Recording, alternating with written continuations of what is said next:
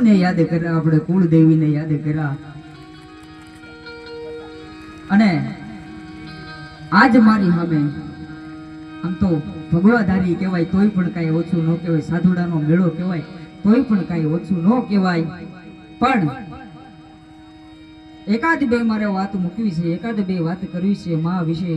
કારણ કે અહીં જ આપણે અહીંથી થોડે ઘણે દૂર મજાદર કવિ દુલાભાઈ કાગ મા વિશે 36 વર્ષ એમાં રોયો છે. અને એના થોડા ઘણા આપણે દોહા આપણે યાદી કરીએ આપણે. પણ મોઢે બોલું માં, હું તો મોઢે બોલું માં, અને ત્યાં તો મને હાથે જ નાનપણ સાંભળે. પછી મોટો બધાની મજા એ મને કડવી લાગે કાગડા. આ મોટપની મજા મરે રે મને કડવી લાગે કાગડા. દુલાભાઈ આ કાગે પોતાના ધાનભાઈ માનો અવસાન થયું અને 36 વર્ષ ગયા. 36 વર્ષમાં એ ચારણ રોયો છે. એટલે ચારણી સાહિત્યનો થોડોક સાહિત્ય છું, આશિક છું, પણ મા તો મા છે.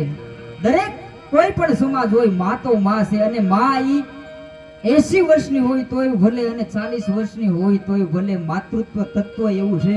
ઈશ્વરને ખબર હતી કે હું દરેક ઘર સુધી નથી પહોંચી શકવાનો, એટલે આ ધરતી પર મા અને બાપ આ બે આપણા સાક્ષાત ભગવાન બનાવીને આપણને મોકલ્યા. આપણી કારણ કે આપણે આવ્યા પહેલા 20 વર્ષ તૈયારી કરી છે કે તમે આ ધરતી પર આવવાના છે. એની પહેલા 20 વર્ષ આપણી જનેતાને તૈયાર કરીને મોકલી કે આ જીવને તારે આ પૃથ્વી પર ઉતારવાનો છે અને આપણે જવાના છે.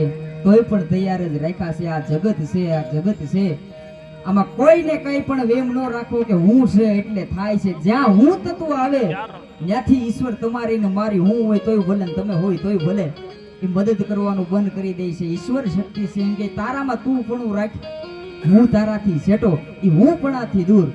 ગિયામાં સગળે અને તોય હાડે હેવાયા કરે, પણ જેની માતા જાય મરે એ એને કે મરે વિસરી કાગડા. અને